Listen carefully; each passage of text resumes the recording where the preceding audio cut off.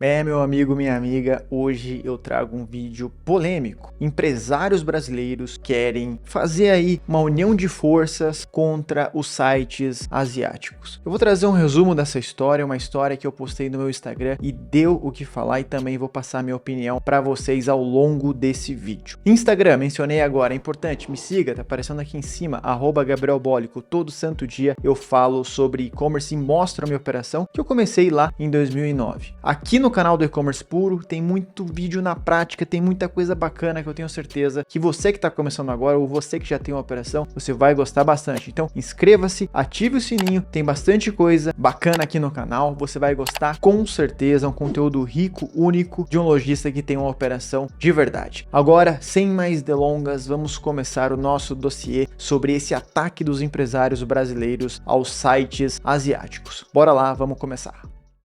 Vamos dar início a mais um dossiê do E-Commerce Puro, uma notícia polêmica que deu o que falar e que ainda está dando o que falar. Não é só isso, ela pode até trazer já alguma coisa no curto prazo, pois é, você vai entender aí no decorrer desse vídeo, desse dossiê especial, sem falar que temos grandes personalidades, empresários envolvidos, associações e até mesmo o presidente da República. O que vai acontecer, qual que é o motivo, o que você não está vendo além ali das entrelinhas. Vou mostrar também aqui o que pode acontecer com o consumidor e o que ele não enxerga também, e vou deixar a minha opinião, o que eu acho. Cara, vai ser polêmico, as pessoas me pediram e eu não conseguia explicar isso em um simples comentário, eu tinha que fazer um vídeo caprichado e explicar tudo para vocês. Tudo bem, mas o que está acontecendo? Vamos lá, eu vou começar do início. No dia que essa notícia saiu, eu fiz esse post e o engajamento foi absurdo. Mais de 400 comentários, muitas opiniões, e eu sabia que esse é um assunto delicado e que merecia um dossiê, um vídeo completo explicando detalhe por detalhe. Os sites asiáticos são sinônimo de preço baixo, e o preço, como você bem sabe, é um fator decisivo na hora da venda. Talvez o fator mais importante. Outra coisa importante para dizer aqui é que a China, em especial, ela está muito evoluída no e-commerce. Pela primeira vez, mais da metade das vendas na China são provenientes da internet. Ou seja, a internet já passou o varejo físico por lá. 52% das vendas totais do varejo são provenientes da internet. E agora é o momento que você cai da cadeira, porque a caráter de comparação, esse número nos Estados Unidos é de 15% e no Brasil não passa nem de 10%, ou seja, o e-commerce pode crescer muito aqui no nosso Brasil, não só no Brasil, mas no mundo todo. Ainda tem muito chão pela frente. Dois pontos importantes aqui. Primeiro, a China é um grande produtor de produtos, praticamente tudo é produzido lá. Você provavelmente está vendo esse vídeo no computador ou no celular que foi produzido, que foi montado na China, e você consegue ver um Made in China na maioria dos produtos aí na sua casa. Segundo ponto, eles estão à frente no e-commerce. O que eu quero dizer aqui é que tudo que acontece lá, cedo ou tarde, acontece aqui. Um exemplo, no Brasil é normal a gente vender só dentro do Brasil. Eu acho que, sinceramente, um dia a gente pode começar a vender também para fora do Brasil, e isso é uma realidade na China. É muito normal eles venderem pro mundo todo. E lembra quando eu falei sobre oportunidade? Então, eles enxergam que o Brasil ainda tem muito a crescer nas vendas online, é uma terra de oportunidades, é por isso que eles investem tanto nas vendas aqui dentro do Brasil. Eles não param de crescer e não param de fazer investimentos nas vendas para brasileiros, certo? Mas quais são esses sites asiáticos que estão na mira dessa notícia? Digo para você que não é só site asiático, o Mercado Livre também está um pouco enrolado nessa história, mas eu foco aqui no AliExpress, na Shein, na Wish e no Alibaba. E olha só esse detalhe, só a Shein, que é focada em roupas e acessórios, faturou 2 bilhões de reais aqui no Brasil em 2021, ou seja, é um site chinês com produtos chineses que vende aqui para o Brasil, faturou 2 bilhões de reais. Presta atenção e grava esse número, porque logo logo eu volto a esse assunto. Outro número que assusta bastante pelo volume, pelo tamanho, é um número que a Receita Federal informou que o Brasil recebe diariamente mais de 500 mil de encomendas internacionais comercializadas por essas plataformas, com taxas de crescimento superiores a 150% ao ano. É muito produto e muita venda e, consequentemente, muita receita envolvida. Outra coisa que resume bem a crescente desses sites por aqui é que a Shopee chegou no Brasil faz pouco tempo, ela chegou em 2019, mas hoje, poucos anos depois, 36% dos brasileiros já falam que a Shopee é uma preferência de pesquisa para eles. Ou seja, a cada 100 brasileiros, 36 na hora de fazer uma compra, vão ali na Shopee e entende se o produto que eles estão procurando está competitivo, se está com bom preço ali. E não é só isso. Em 2021, o aplicativo relacionado a compras mais baixados no Brasil foi o da Shopee e o segundo foi da Shein. Ou seja, esses caras estão crescendo sem parar por aqui. Legal, você já entendeu que esses sites vendem muito aqui para o Brasil, são números astronômicos, tanto em faturamento quanto em pedidos todos os dias, mas o que está acontecendo? O que está causando essa dor de barriga? Bom, o que aconteceu foi o seguinte, foi realizado um almoço organizado pela Frente Parlamentar pelo Brasil Competitivo. E tinha bastante gente importante aí nesse almoço, que deixou frente a frente um grupo de empresários, congressistas e secretários da Receita Federal. No time dos empresários estavam representantes de diversos segmentos da indústria e do varejo brasileiro. Em destaque eu coloco aqui o Luciano Hang da Avan e também o Alexandre Ostrowiecki, que é o CEO da Multilaser. Juntamente com alguns grupos, esses empresários fizeram uma denúncia direta a Paulo Guedes e ao Bolsonaro. Como você bem sabe, esses empresários, em especial o Luciano Hang, ele é bem próximo do presidente. E nessa denúncia, eles acusam essas empresas asiáticas de concorrência desleal e o crime em questão, contrabando digital. Então, nesse almoço, nessa reunião aí, eles carregavam em seus braços um estudo sobre a evasão de divisas geradas pelo que chamam de camelódromos virtuais. Esse documento foi apresentado ao alto escalão e também aí para a PGR. E pelo que eu pude pesquisar, eu percebi que esse foi um documento muito bem feito, muito bem planejado, que explica aí em detalhes toda essa movimentação, esse malabarismo, alegando que a Shopee, AliExpress, Alibaba, Shein, Wish e Mercado Livre formam uma concorrência desleal. E você pode fazer duas perguntas agora para mim. A primeira seria, Gabriel, mas o que o Mercado Livre tem a ver com isso? Afinal, o Mercado Livre, ele vende produtos de origem nacional, né? Ou pelo menos os produtos partem aqui do Brasil. Bom, não é bem assim, mas eu também acho que o Mercado Livre foi colocado de maneira incorreta aí nesse documento, nesse dossiê entregue ao presidente. Pelo seguinte, 5% das vendas do Mercado Livre são nesse modelo que o vendedor envia o produto de fora do Brasil. Grande parte, 95% das vendas do Mercado Livre, o produto parte aqui de dentro. Ou seja, são números pequenos e, sinceramente, nem é o foco do Mercado Livre. Na minha opinião, ele nem deveria estar aí nesse documento. E uma coisa também importante de dizer é que o número de vendas que o Mercado Livre faz de vendedores que vendem de fora para dentro do Brasil deve ser um número bem pequeno perto a esses outros sites. Então, eu acho que não faz muito sentido o Mercado Livre entrar nesse bolo, e até pegou mal toda essa notícia, né? Afinal, foi uma notícia que viralizou e o Mercado Livre disse o seguinte, que ele estuda processar todo mundo que está comparando ele a um camelódromo digital. Então, eu acho que faz sentido, realmente não é o foco do Mercado Livre, ele não se encaixa nesse molde. E falando aí da parte de geração de valor, geração de riqueza, impostos e empregos dentro do Brasil, o Mercado Livre acaba fazendo muito. Eu achei um pouco injusto ele entrar aí nesse bolo. E a segunda pergunta que você pode me fazer é o seguinte, Gabriel, mas aonde que está o crime? Afinal, as compras que a gente faz aí, elas são taxadas. Pois é, presta bem atenção nesse número que eu vou te falar. Existe um estudo que fala que apenas 2% das compras oriundas de fora do país são taxadas. Afinal, são 500 mil encomendas que chegam todos os dias aqui no Brasil e esse número não para de crescer, então não tem braço para fazer uma conferência da maneira correta. Um negócio importante de lembrar é que tudo acima de $50 deveria ser taxado. Mas o que acontece? Tem muito vendedor que envia o produto de longe e um exemplo, uma pessoa acaba comprando um iPhone e ali na declaração de envio é informado que se trata ou de uma capinha de celular ou uma tela de $49 ou menos e pode acontecer esse produto não ser taxado. E é exatamente essa reclamação desses empresários, de que é uma concorrência desleal, que não é bem fiscalizada e que geram inúmeros problemas aí para a economia e para o comércio nacional. E o que eles defendem aqui? Eles defendem que toda e qualquer compra seja taxada, que ela seja tributada no ato da compra. Ou seja, o que você comprar desses sites, na hora do pagamento, você vai ter um extra de 60%. Você não vai mais ficar à mercê da sorte ali de receber uma cartinha para pagar o imposto na chegada. Não, isso não vai acontecer. O que eles defendem é que toda e qualquer compra seja tributada no ato do pagamento. E toda essa história que envolve essa denúncia tem o apoio de várias associações aqui pelo Brasil. Vou colocar aqui na tela o nome de algumas, mas realmente é um caso, é uma notícia que deu o que falar e ainda está dando o que falar, e digo para você que tá até andando, né? Já existe aí uma suposta medida provisória para colocar tudo isso em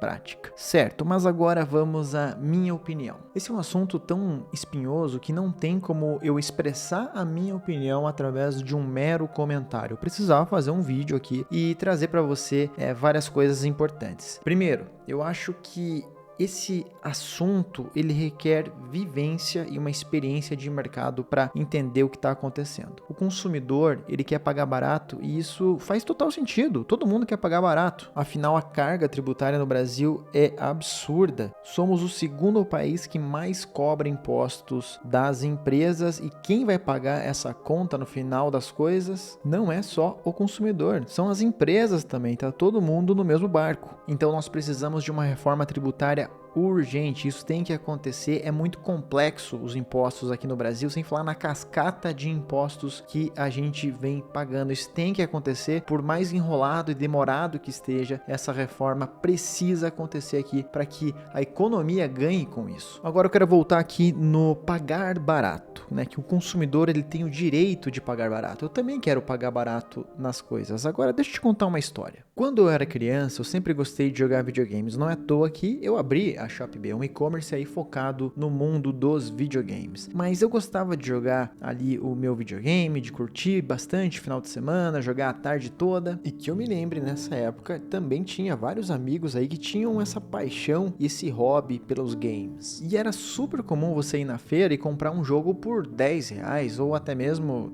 3 jogos por R$15, jogos piratas ali no caso. E isso era muito bom, afinal o jogo era muito barato. Eu lembro que todo mundo jogava videogame, assim como hoje, né? As pessoas gostam bastante. O Brasil sempre foi uma potência nesse assunto que se trata aí dos jogos eletrônicos, porém sempre estávamos invisíveis aos olhos do mercado. Primeiro, pelos jogos piratas que dominavam o mercado nacional, e segundo, porque os produtos que entravam aqui, os consoles que entravam, grande maioria era oriundo do Paraguai. E devido à pirataria e o contrabando, números oficiais de resultado não eram gerados para essas empresas provenientes aqui do Brasil. A gente era invisível para eles, mesmo sendo uma potência, mesmo com todo mundo jogando videogame. E isso se seguiu assim até o PlayStation 3, porque a partir daí algumas coisas foram forçadas a mudar. Acompanha comigo. Com a evolução da tecnologia, os videogames ficaram mais difíceis de você destravar, e com isso alguns jogos começaram a chegar de maneira legal aqui no Brasil. Algumas importadoras começaram a importar os jogos legalmente e dessa maneira os números começaram a girar aqui dentro. As marcas começaram a enxergar o Brasil como um potencial mercado. Isso foi crescendo e tudo mudou. Um negócio que eu falo pra vocês, quando eu era criança, eu lembro que eu joguei o Resident Evil 3 em japonês, que era Biohazard. E tudo isso porque eu não tinha opção. Eu pagava R$10 no jogo, mas eu podia jogar em japonês. E eu joguei em japonês. Com a evolução desses números oficiais, desses números, vamos dizer assim, legalizados, uma coisa importante acabou acontecendo. O mercado começou a olhar o Brasil com mais carinho e trazer jogos legendados, depois jogos dublados e depois jogos localizados. Um jogo localizado é um jogo que ele tem não só a tradução, mas também, vamos dizer assim, a gíria é adaptada ao país em questão. Depois os jogos começaram a ser fabricados no Brasil, que começaram a gerar aí uma cadeia de empregos, impostos, e não só isso, os consoles começaram a ser fabricados aqui no Brasil também. Uma curiosidade, você sabia que a PlayStation perde R$800 a cada PlayStation 5 vendido aqui no Brasil? Pois é, por mais estranho que pareça, é um investimento que eles fazem aqui para ter um LTV do cliente, né? Uma vida útil do cliente ali com eles, assinando PSN, comprando comprando jogos e etc. É uma estratégia deles. Se eles não fizessem isso, se eles não estivessem oficialmente no Brasil, pode ter certeza que o console custaria uns 8, 9 mil reais. Na verdade, ainda tem gente que vende esse console nesse valor nos dias de hoje, porque ele tá em escassez total. Mas aqui na Shopee a gente vende aí por 4 ou 4.500 reais. Sem falar na garantia, que é de 1 ano por parte deles, ou seja, total suporte aí ao consumidor final. Não é só a PlayStation, a Nintendo faz isso hoje também, ela tá voltando pro Brasil, a Xbox também é muito forte no mercado nacional, e tudo isso porque o mercado começou a girar. Eu sei ainda que os valores são caros, que o videogame é caro aqui no Brasil, isso por um problema do Estado, devido à alta carga tributária, mas olha o pagar barato no longo prazo, você ter jogos em português, a garantia nacional, a garantia oficial, essas empresas olhando o Brasil aí com outros olhos, isso muda tudo no longo prazo. Sem falar nas grandes promoções, eu mesmo já comprei jogos a 5, a 10 reais, hoje você tem serviços aí, praticamente uma Netflix dos videogames, o Game Pass, que você vai pagar ali a partir de 29 reais por mês, e você tem acesso a uma infinidade de jogos, é um serviço que está disponível no Brasil e são jogos originais, jogos legais, você pode fazer isso hoje em dia. E assim, gente, eu registro aqui que ainda tem muito para melhorar, tá longe do que a gente merece, do que a gente pode. Os preços e a carga tributária ainda estão muito altos, tem bastante coisa ainda que precisa ser equilibrada, só que as coisas estão melhores do que já foram um dia. O mercado nacional aqui dos videogames, pelo menos, ele evoluiu demais nesses últimos anos. E então, falando de mercado e de longo prazo, eu sou sim a favor dessa ação. E calma, antes que você atire aí algumas pedras, eu preciso continuar a minha explicação. Analisando alguns comentários, onde que eu vi aí que 90% dos comentários estavam a favor, vamos dizer assim, da anulação dessa denúncia, eu vi esse comentário que me chamou muito a atenção, e veja como o consumidor em grande parte não sabe o que está acontecendo. Olha só esse comentário, que coisa, vamos dizer assim, inusitada. Acompanha comigo. Ele diz assim: fui comprar um controle de PlayStation 4 e estava a 400 reais. Um absurdo de tão caro. Entrei na Shopee e em poucos minutos encontrei um por 99 reais. Gente, é o seguinte, nós somos aqui distribuidores oficiais da PlayStation. Nós compramos oficialmente com a PlayStation. Sabe qual que é o custo de um controle do PlayStation 4? Mais ou menos uns 200 reais para ser vendido na ponta a uns 279, 289, mais ou menos. Esse controle que esse consumidor comprou é pirata, é impossível existir um controle original da PlayStation por 99 reais. Então olha só como isso é confuso, é estranho. Ele achou que isso saiu bem, mas vai se dar muito mal, porque ele vai perder 99 reais. Por que eu digo isso? Porque só o controle que é original funciona. É um produto que recebe uma grande carga de impacto, afinal você está com ele na mão o tempo inteiro, é uma obra de arte da engenharia. Olha só essa curiosidade, sabia que só o projeto do controle do Xbox One custou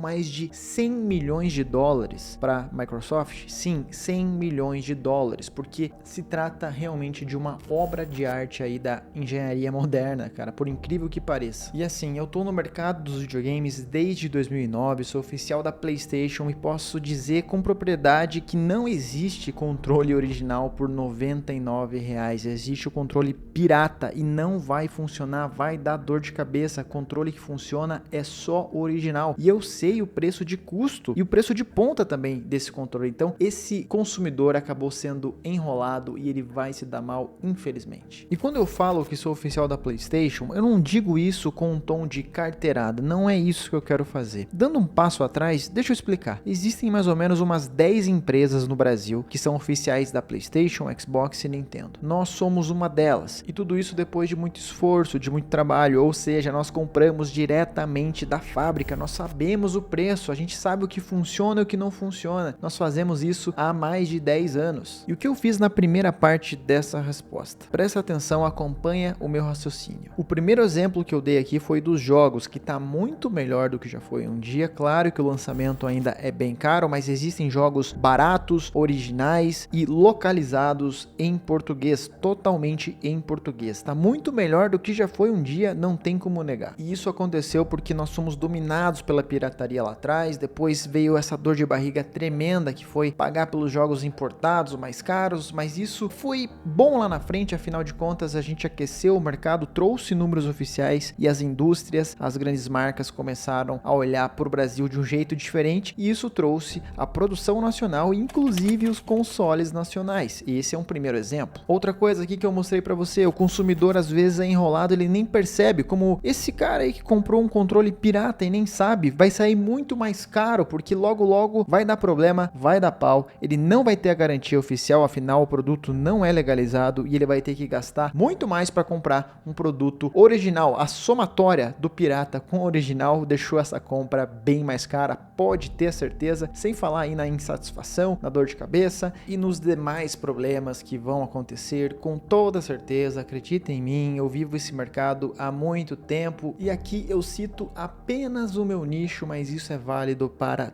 todos os nichos. Você entendeu aqui que o consumidor não consegue ver no longo prazo. No curto prazo, obviamente que ele vai pagar mais barato, só que ele não tem noção da cascata de problemas que isso pode trazer e que no longo prazo, se o mercado nacional for aquecido, ele vai ser o principal beneficiado, só que ele não consegue ver isso, pelo menos nesse momento, e de verdade, eu respeito ele, isso aí precisa de vivência para entender. Esse caso do controle é perfeito, explica muito bem o que está acontecendo aqui. Falando do consumidor, ele é prejudicado no longo prazo e nem sabe. Agora vamos falar do ponto do empresário e do mercado nacional. Quais os impactos e o que pode acontecer? Lembra do faturamento da Shein que eu citei lá no começo do vídeo? 2 bilhões de reais. Tem noção que esse valor poderia estar em grande parte aqui dentro do Brasil, gerando emprego, riquezas, um país forte, é um país com a economia aquecida. Precisamos disso e, querendo ou não, essa grana quase que em totalidade está nos bolsos da China. Agora, segue o meu pensamento, você que é empreendedor. Não é fácil bater o preço de quem trabalha no informal, certo? Você com custos de uma empresa, impostos, vários custos fixos, funcionários, lutando com quem compra e vende no mercado cinza. O governo nunca vai parar de brigar com a informalidade. Quem é macaco velho sabe do que eu tô falando, não adianta insistir. Não tem problema você começar no informal. Eu mesmo comecei assim, eu sempre falo disso, só que chegou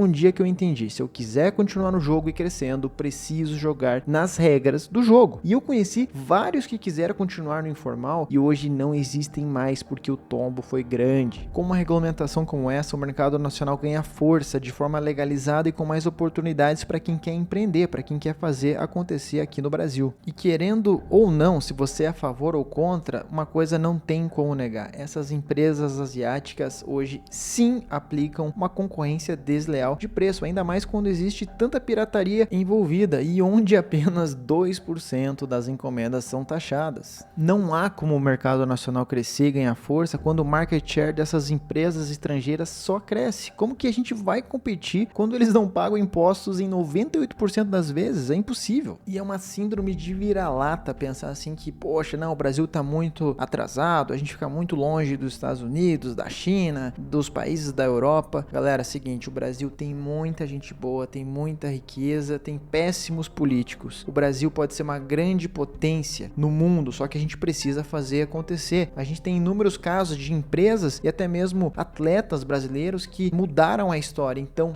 dá para fazer sim. Tem muita empresa boa, tem muito negócio bom que nasce aqui dentro, só que a gente precisa se posicionar. Então a gente consegue sim aquecer o mercado e buscar, lutar por condições melhores no longo prazo. Analise comigo também uma coisa, todos esses bilhões girando aqui dentro, mais empregos, a economia no geral é aquecida. Não falo aqui só de e-commerce, mas por exemplo, se você tem um e-commerce, se você faz acontecer, se você gera empregos, até o restaurante da esquina acaba ganhando com isso, afinal o dinheiro tá girando aqui dentro, ele não sai do Brasil. E a verdade é que se a gente não cuidar da nossa casa, a gente vai ficar fraco e a casa do vizinho não vai parar de crescer. E de novo, eu sei que eu posso levar muita pedrada, que eu não sou contra com que você compre de fora. Eu sou contra a sonegação, concorrência desleal, que o nosso país perca força, empregos e oportunidades. É contra isso aí que eu tô lutando. E a maioria das pessoas que me acompanham no Instagram ou aqui no YouTube são pessoas que querem viver das vendas do e-commerce. Pensa comigo, a aprovação dessa medida aí seria benéfica para todos nesse aspecto. E reforço de novo, não é só taxando a compra que as coisas vão melhorar. Tem um longo caminho aí pela frente, precisa de muito mais do que isso. Esse é apenas um passo, mas é um passo importante. A gente precisa aquecer a economia, a gente precisa de uma reforma tributária, de gerar riqueza, de gerar empregos, assim que o Brasil vai realmente mudar. E você pode me falar assim, Gabriel, mas eu sou pequeno, essa é a única maneira, é o único jeito. De verdade, tem muita oportunidade com os fornecedores nacionais, só que você não vai ser competitivo com os fornecedores nacionais se do outro lado você ter gente aí que traga esses produtos de maneira informal ou que não tenha imposto recolhido. Acredita em mim, cara, por mais que doa agora, lá na frente isso vai valer a pena. E eu acredito que sinceramente isso vai trazer qualidade de atendimento, de produto e de preço. É isso que nós estamos buscando e, claro, um país melhor. Eu sei que essa é uma opinião polêmica, mas é a minha opinião, onde eu trouxe fatos e registro tudo aqui de maneira respeitosa. Eu quero saber a sua opinião também de maneira respeitosa, se você concorda ou não comigo. Escreve aqui embaixo, é realmente importante. E agora eu vou voltar aqui para o encerramento do vídeo.